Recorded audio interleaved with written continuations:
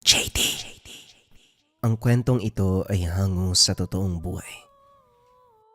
Mula ito sa isa nating kabayan na itago na lamang natin sa pangalang Felix.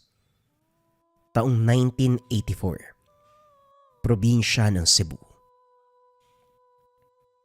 Mula sa syudad, dumayo ng probinsya para idulog sa manggagamot ang kondisyon ng nakababatang kapatid.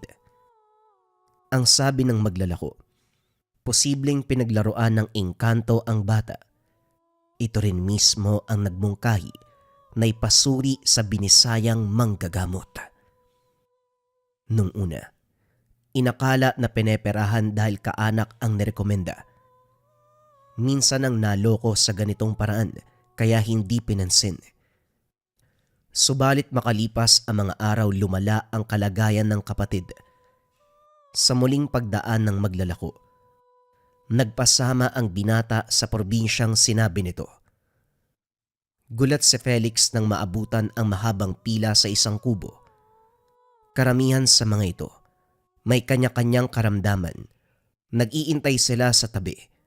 Samantalang si Mang Joel ang pumasok upang makausap ang kaanak ng manggagamot. Hindi nagtagal, bumalik para sabihing isisingit pagkatapos ng mga nakapila. Hapon na nang maasekaso. Hindi makapaniwala si Felix nang malaman na babae ang manggagamot. Ang buong akala lalaki na katulad na madalas na naririnig. Pinaghintay ng ilang sandali dahil tinatapos pa ang huling pasyente. Habang pinagmamasdan ang pamamaraan, kinabahan ng binata. Paano ba naman kasi? Ang biktima ay sinapian. Nang manlaban ay gumante ang manggagamot. Walang pigil na sinampal hanggang sa mawalan ng malay. Ayon kay Mang Joel, ganun talaga ang pamangkin niya. Katagalan, hindi na panggagamot ang tingin ni Felix kundi pisikal na away. Sabunot dito, sabunot doon. Hampas dito, hampas doon. Tinapatan ng pagiging agresibo ng sumapi. Nang sulyapan ang patpating kapatid, awa ang naramdaman ng binata. Palihim na nagpaalam kay Mang Joel na uuwi na lamang sila kaysa mabugbog ang bata. Ano ka ba? Pili lang ang pinagbubuhatan ng kamay ni Malia. Hindi naman siya nananakit kapag hindi kinakailangan. Nandito na kayo, malayo ang biyahe kaya tumuloy na lang. Asahan mo ang paggaling ng kapatid mo. Wika ni Mang Joel. Nagbuntong hininga si Felix. Nanatili. Pinanood ang susunod na kaganapan. Bugbog sarado man ang pasyente. Nagbalik sa ulirat. Gumaling. Bagay na hinangaan ng matanda. Ayon pa sa pasyente, walang nararamdaman na sampal at sabunot ng manggagamot. Lahat ng iyon napunta sa pisikal na katawan ng sumaping mambabarang. Nakahinga si Felix nang marinig ito. Sa unang tingin, natukoy kagad ang sanhi ng kondisyon. Isang kapre ang nasa likod ng paghihirap ng bata. Naibigan, ginugulo tuwing gabi. Manghihina dahil unti-unting hinihigop ang lakas. Ngayon pa lang, inangkina ng kapre ang kapatid mo. Dinadalaw tuwing gabi upang masigurado na walang ibang aaligid. Maganda ang bata, kaya hindi nakakapagtaka na matipuhan. May puno ba malapit sa inyo? Tanong ni Malia, ang manggagamot. Oo, puno ng talisay na ilang dekada nang nakatanim. Nauna pa yon kaysa sa mga residente ng lugar. Pero bata pa lang si Fatima, 11 anyos pa lang siya. Matitipuan ba ng elemento ang ganong kabata? Tugon ni Felix. Walang pinipiling edad ng pambibiktima ng mga elemento. Bata, dalaga, matanda, kapag natipuhan, pagdidiskitahan, mabibiktima talaga. Padali lang to. Bigyan mo ko ng ilang minuto para puksain ng kapre. Namangha si Felix sa ugali ng manggagamot. Puno ng kasiguraduhan ang salita. Kumunot ang noo. nang makitang dinuraan ng 3 beses ang ulo ng kapatid. Pagkatapos nun, pinulsuhan sa magkabilang kamay, sumambit ng orasyon. Ilang sandali pa umitim ang mata ng bata, nanginginig ang katawan. Ganito ang sitwasyon sa loob ng ilang minuto. Nagpatuloy ang pagsambit ng mga kataga. Ilang ulit dinuraan ang ulo sabay hilot. Nagpahid ng haplas sa katawan ng pasyente. Hindi naglaon. Nagising sa uliratang bata. Lumiwanag ang muka. Gumaan ang pakiramdam. Nanumbalik ang lakas. Isa na lang ang kailangan mong gawin. Mag-alay ka tuwing Martes at Biyernes doon sa puno na tirahan ng kapre. Kapatid mo mismo ang dapat magdasal ha. Kailangan taimtim para makumbinsi ang nilalang. Naglabas ng pera si Felix para magbayad, pero binigyan lamang siya ng makahulugan na tingin ni Malia. Tumalikod ng walang paalam. Iyo, hindi tumatanggap ng pera si Malia. Pagkain, prutas, o bisayang manok ang kailangan bilang bayad. Wika ni Mang Joel. At dahil gabi na, nanatili muna sa tahanan ng matanda ang magkapatid. Hindi pwedeng umalis dahil bukod sa 10 oras, hindi pa nakapagbayad sa manggagamot. Napagkasundoan nila Mang Joel na samahan siya nito sa lungsod para bumili ng bisayang manok. Kinabukasan, madaling araw pa lang nag-aabang na. Pagbukas ng tindahan, naubusan sa dami ng mamimili. Kahit kakilala ni Mang Joel ang tendero, wala pa ring naitabi. Bumili na lamang ng prutas, bigas, para ihalili sa pambayad na manok. Sa kabutiang palad, tinanggap naman ni Malia. Pagbalik ng tahanan, isinagawa kagad ni Felix ang pag-aalay. Araw ng Martes, kung kaya't hindi pinalampas ang pagkakataon. Karne ng baboy, baryang tigpipiso, at dasal ng kapatid ang inihanda. Takip silim ng magtungo sa puno ng talisay, inilapag ang alay. Sinimulan ni Fatima ang pangamuyo, subalit imbis na tanggapin ng kapre ay nagalit ito. Napansin ni Felix na may mabigat na kamay ang nakaakbay sa kanya. Kagad sumama ang pakiramdam. Ang braso ay hindi maigalaw. Nang sulyapan ng kapatid, may malabong anino sa likuran. Dali-daling nilapitan. Nawala bigla. Nang tumindi ang karamdaman ng balikat, tinapos ng binata ang pag-aalay. Pagbalik ng tahanan, labis na pagod ang iniinda ni Felix. Diretso higaan, kinabukasan ng nagising. Iba ang kutob ng binata sa kasalukuyang pakiramdam. Hindi maigalaw ang balikat hanggang sa braso. Kaunting kilos. Labis ang sakit na para bang may patalim na nakatarak sa buto. Hindi lang yun. Mabigat ang ulo na parang mabibiyak. Isa lang ang naisip. Ang biglaang nangyari kahapon habang nag-aalay. Pilit inalala ang bawat detalye. Kahit na walang tao sa paligid, isa lang ang sinisi, ang kapre. Tinanong ang kapatid kung taimtim ang pagdarasal, subalit umiling ito. Inosenteng sinabi na hindi marunong. Napabuntong hininga si Felix. Ito ang nakitang rason kung bakit nagawa ng kapre na pagdiskitan siya. Ang magagawa na lamang, mag-antay ng Biyernes para muling maisagawa ang pag-aalay. Sa pagdaan ng araw, lumala ang pakiramdam ng binata. Apektado ang buong katawan. Mabigat. Hindi maigalaw ng maayos. Dahil sa kondisyon, kinausap ng mabuti ang kapatid. Tinuruan kung paano magdasal. Sinikap na matapos ang pag-aalay para mawala na rin ang dinaramdam. Pagsapit ng araw, nag-alay muli ang magkapatid. Matapos mailatag ang karne at barya, sinimula ng kapatid ang pangamuyo. Sumali na rin si Felix. Taimtim ang pagdarasal. Subalit sa kalagitnaan ay may umaaligid. Mabigat ang presensya. Mararamdaman ng galit.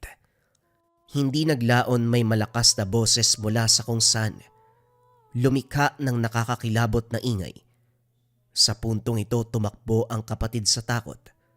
Tumilapon ang binata ng hablutin ng kung sino. Pag-angat ng tingin, nasulyapan ng malaking anino ng kapre ang nanlilisik na mga mata. Wala sa sariling kumaripas ng takbo ang binata. Pagdating ng tahanan, lumala ang pananakit ng balikat at braso. Saktong dumaan si Mang Joel, binanggit ng binata ang nangyari. Nagmungkahi kagad na bumalik ng probinsya para ipasuri sa manggagamot. Napailing si Malia nang ibahagi ni Felix ang kaganapan. Hindi maitago ang galit dahil 1 o 2 beses lamang ang pag-aalay. Kapag bigo, siya bilang manggagamot ang babalikan ng nilalang. Hindi lang yun. Maging ang pasyente ay posibleng magdusa muli. Sinuri ang bata pero laking gulat dahil walang makapa na karamdaman. Nang mapasulyap kay Felix, dito nagbago ang reaksyon. Bigla niyang sinabuyan ng lana, nagbato ng mga salita. Nang tumagal naging personal para sa binata dahil hindi naglaon bigla itong nanampal. Gaganti na sana pero nakaramdam ng kaginhawaan. Gumaan ang mabigat na pakiramdam. Hinayaan niya itong manampal hanggang sa tumigil ng kusa. Sa puntong ito ikaw naman ang mag-aalay. Bisayang manok, babae na itimang paa, isang ogis, bisayang itlog, barya at 3 tabako. Ako mismo ang gagawa ng pag-aalay. Pupuntahan kita sa inyo sa takdang araw. Siguraduhin na handa ang lahat sa oras na yon. Wika ni Malia. Matapos ang pag-uusap, nagpasama kay Mang Joel sa paghahanap ng binisayang manok at itlog. Kaso walang nakita. Nagkaubusan dahil marami ring bumili bilang pambayad sa mga naagrabyadong elemento. Nagtungo kung saan, subalit walang matagpuan. Nangako na lamang si Mang Joel na ito magpapatuloy sa paghahanap. Dadali na lamang sa takdang araw ng pag-aalay. Pagbalik ng tahanan, nakiramdam si Felix sa takbo ng pangyayari. Panay ang titig sa puno ng talisay na matatanaw lang sa likod ng bahay. Sa isip ay nagdasal ng taimtim. Hiniling sa elemento na wag pasobrahan ang pagpataw ng karamdaman. Walang ideya ang binata kung gumana ang pagdarasal pero inulit-ulit sa tuwing hapon. Sa paglipas ng mga araw, inantay ni Felix ang pagdating ni Malia at Mang Joel. Nakalimutang magtanong kung kailan. Si Mang Joel naman ay nasa probinsya pa. Habang tumatagal, sa dami ng gawain, nawaglit sa isipan ang tungkol dito. Subsob sa trabaho si Felix. Ang kapatid naman ay inatupag ang pag-aaral. Minsan na lang sila magpang-abot sa tahanan. Lingid sa kalaman ng binata, may bagong iniinda ang kapatid. Naghalo na rin ang pakiramdam niya. Pagod sa trabaho at ang lihim na pag-atake ng elemento.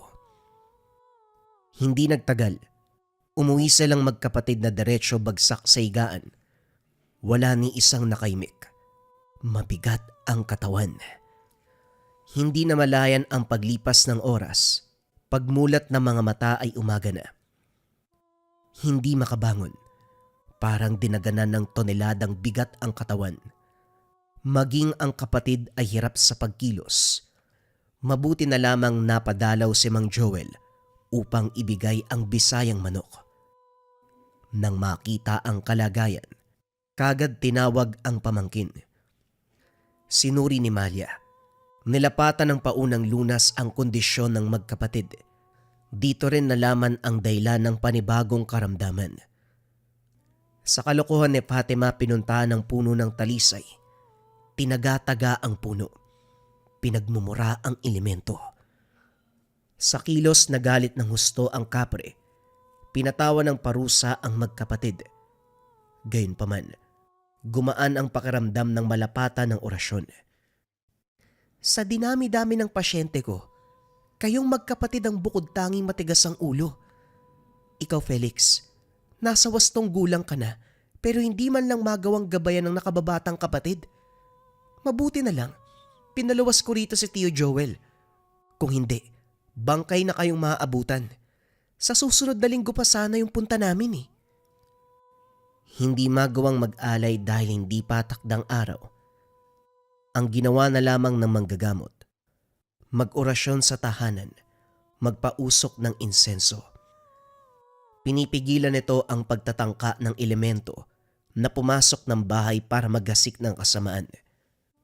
Bawat pintuan, bintana ay nilagyan ng pangontra. Maigpit ang payo ni Malia sa magkapatid.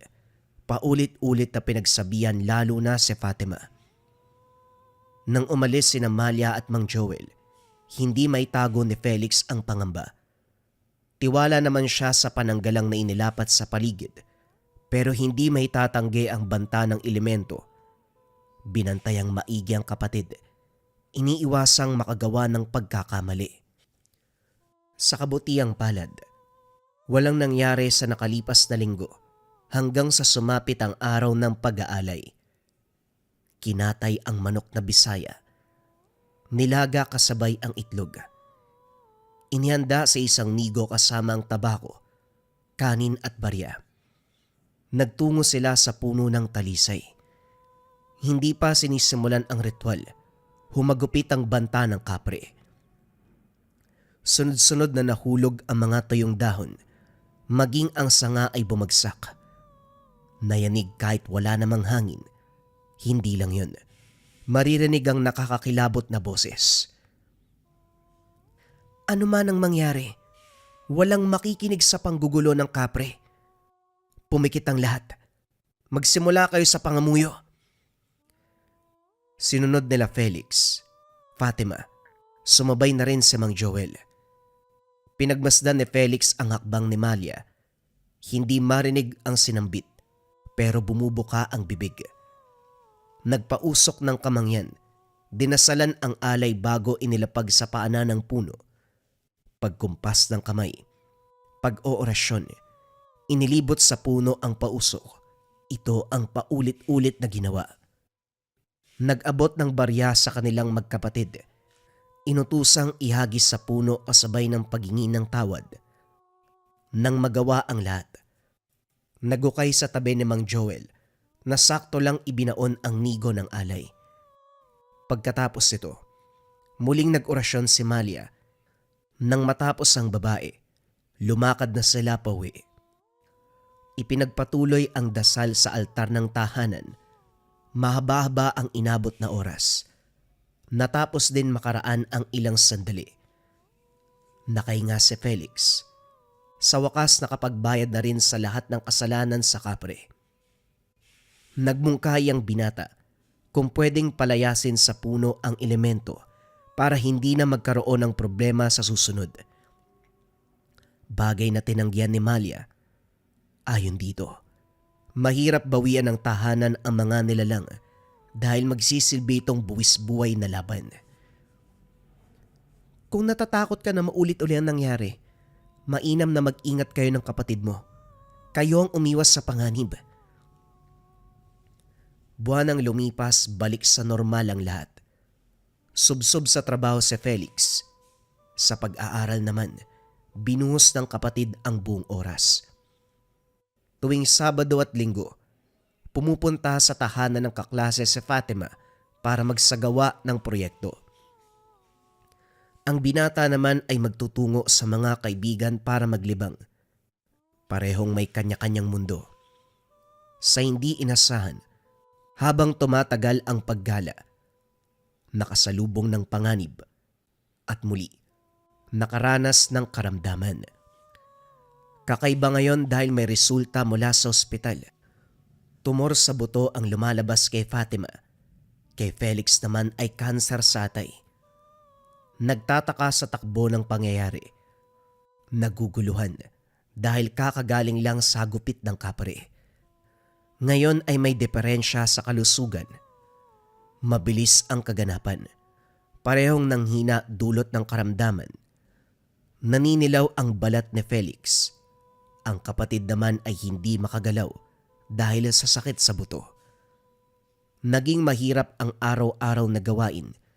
Humantong sa punto na sinisisi ang Diyos sa parusang natatanggap. Nang malaman ng kaanak, dinala sa espesyalista. Sinubukang gamutin, subalit walang pagbabago. Sa paglipas ng panahon palala ang kondisyon. Sa huli, ospital na mismo ang sumuko. Umuwi sa tahanan, doon mano-manong inalagaan.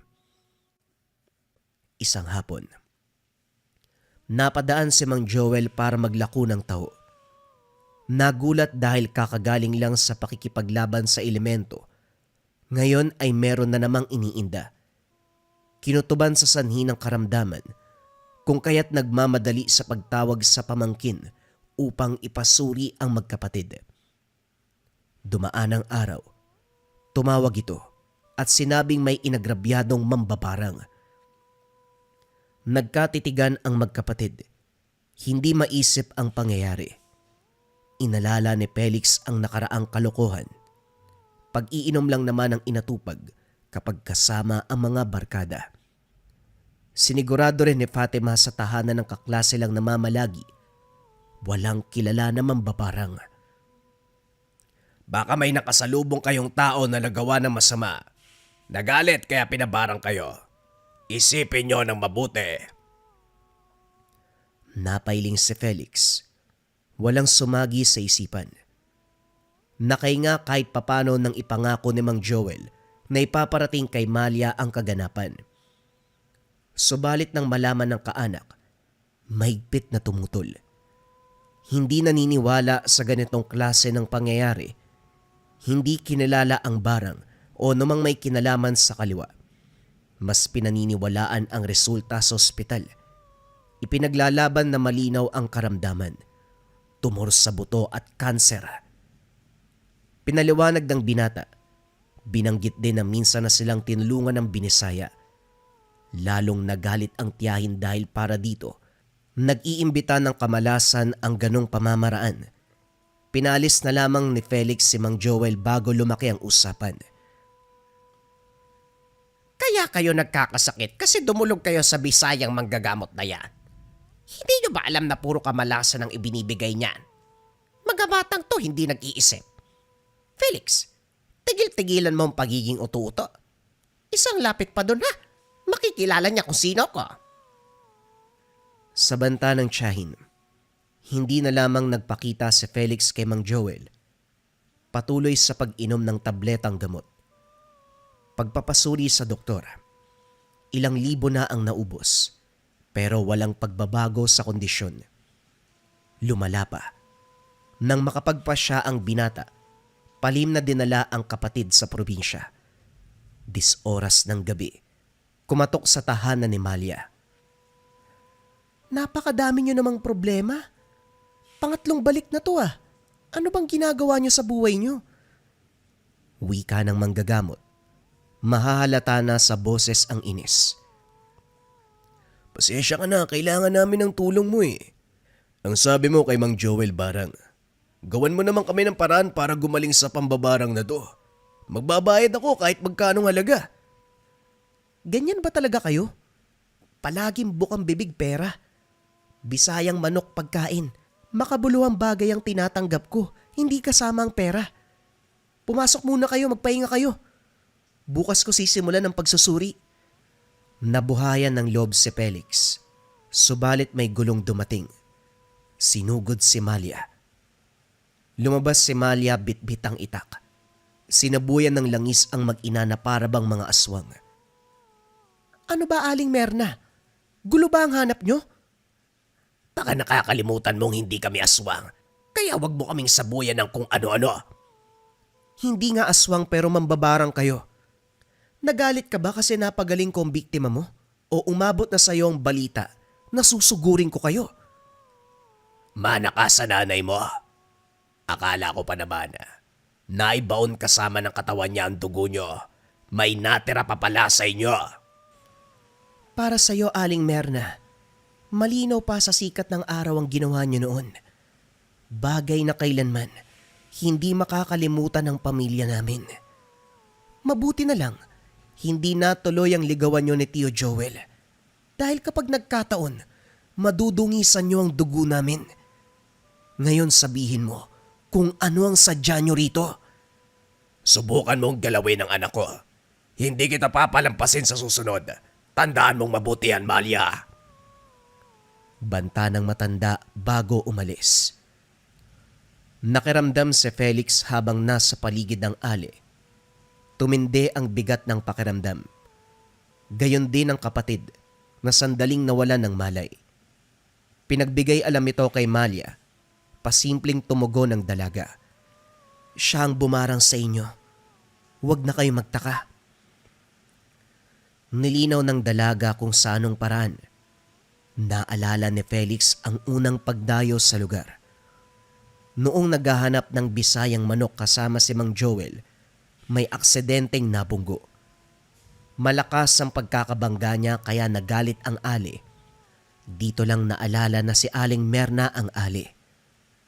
Dagdag pa ni Malia, likas ang kasamaan ng ginang na kahit mapasulyap lang dito ay sapat ng dahilan upang mambarang. Buong pamilya ang pinupunterya. Pagsapit ng umaga, sinuri ni Malia ang kondisyon ng magkapatid. Kagad dilapatan ng pangontrang dasal na siyang unti-unting pumigtas sa nakakonektang sumpa. Pinainom ng langis at pinahiran ang buong katawan. Pagkatapos ng mahaba-habang orasyon, isinagawa ang isa-isang pagtanggal ng insekto. Una si Fatima, dinuraan ng 3 beses ang hita at saka hinilot. Walang ideya si Felix kung para saan ang pagdura. Tahimik na lamang nananood. Habang naghihilot, may nabuong bukol, sinugatan at sa puntong pinisil. Sa lagubang ang lumabas. Nilinis ang sugat at saka mano-manong tinahi.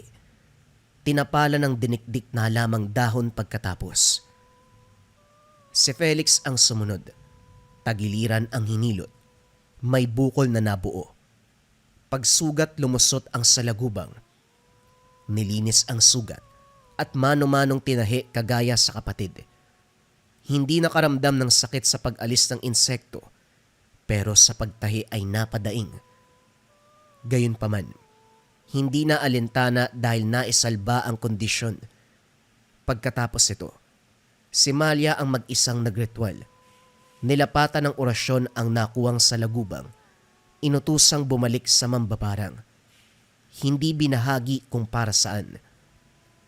Makaraan ng ilang oras nagbago ang pakiramdam ng magkapatid. Unti-unting humupa ang kondisyon hanggang sa nanumbalik sa normal. Magpapaalam na sana si Felix, pero laking gulat nang mapansing nangihina si Malia. Hindi to makausap. Sakto naman na dumating si Mang Joel, siya ang humarap sa pamangkin. Hindi talaga matigil ang Merna na yan. Pagkatapos sa mga tao, pamangkin ko naman. Ayaw niya kaming tantanan. Pwes, ako mismo ang makakalaban niya. Walang imik na sinunda ng tingin ni Felix ang matanda. Nagbitbit ng itak at saka nagmarcha palabas. Inihabilin sa binata ang pangangalaga kay Malia, subalit ayaw magpaistorbo ng dalaga. Nagintay si Felix hanggang marinig ang boses ni Mang Joel. Duguan ito. May saksak sa tiyan. Nagmamadali sa pagtawag kay Malia para gamutin ang matanda. Sa kabutiang palad ay naisalba. Sa puntong ito si Malia naman ang galit. Lumabas. Sumugod kung saan. Hindi nagkaroon ng pagkakataon si Felix na makapagsalita. Gusto nang makalis sa takot na madamay sa gulo. Kaso nga lang, nahihiyang umalis ng walang paalam. Nagintay ng tiyempo pero malaking gulo ang inabot. Naglalaki ang boses ni Malia at Aling Merna ang maririnig sa buong dako. kinakabahan dahil ibang salita ang namutawi sa bibig. Wika pa ni Mang Joel, nagbabatuan ng orasyon. Sumiksik sa sulok si Felix at ang kapatid. Si Mang Joel naman, hinikayat si Malia na tapusin ang ali. Napatanda na lamang ng krus ang binata. Lumaki ang gulo. Nagsara ng bintana at pintuan ang mga kapitbahay. Si Felix naman, nagtatanong kung nasaan ang Lana. Naisip na gamiting proteksyon kung sakali. Pinayuhan naman sila ni Mang Joel na wag nang mag-alala dahil hindi ugali ni Malia na pabayaan ang nasa paligid. Hindi naglaon kusang umatras si Aling Merna nang mapansing nakikinig ang kapitbahay. Nakahinga si Felix, pero ang inakalang tapos na ay hindi pa pala. Nagritual si Malia sa kabilang silid. Nilapatan ng orasyon ang insektong nagsilapit. Matapos ihipan ng 3 beses, kanya-kanya sa paggapang ang mga insekto, sinamahan ng orasyon sa hangin. Nang makatsyempo si Felix, nagmamadali sa pagpapaalam. Walang imik si Malia. Sumenyas lang ito na umalis na sila. Nagmamadali sa paglalakad ang magkapatid. Nakampante nang nakasakay sa bus pabalik ng tahanan. Ilang araw matapos ang kaganapan, nagkita muli si Felix at Mang Joel. Nabalitaan na nasawi sa matinding labanan nila Malia ang mambabarang na si Aling Merna. Ang anak naman nito ay nagdurusa sa karamdaman, resulta sa kapangasan ng ina. Kinumusta ng binata si Malia. Ayon sa matanda, nasa mabuting kalagayan. Bilang pasasalamat sa tulong ng manggagamot, nagpadala si Felix ng 1 dosena ng binisayang manok. Tinuring na milagro sa ngalan ng binisayang manggagamot ang pagkawala ng sakit na ayon pa sa doktor. Tumor sa buto at kanser. Taus-puso naman itong tinanggap ni Mang Joel. Naiinis man ang dalaga sa kanya dahil ilang ulit na pinsala ang katawan ng kapatid. Matapos siyang makapagpasalamat, ipinangako na hindi na sila babalik. Hindi dahil nagdaramdam, kundi mag-iingat na at iiwas na rin sa anumang banta. Natupad naman ang binitawang salita dahil sa paglipas ng mga panahon. Lumaki na walang iniinda ang magkapatid, maliban na lamang sa mga ordinaryong karamdaman. Gayunpaman, naging aral ang karanasan ng pambibiktima ng kapre at ng pambabarang sa kapatid. Kahit kailan, hindi nila makakalimutan ang isang malakas na manggagamot. Si Malia, ang binisayang manggagamot. 3 patotoo sa Marahuyo Bracelet Depensa Espiritual, Rebuelta o Baliksumpa. Unang kabayan, pagkasuot ng Marahuyo Bracelet, kinabukasan.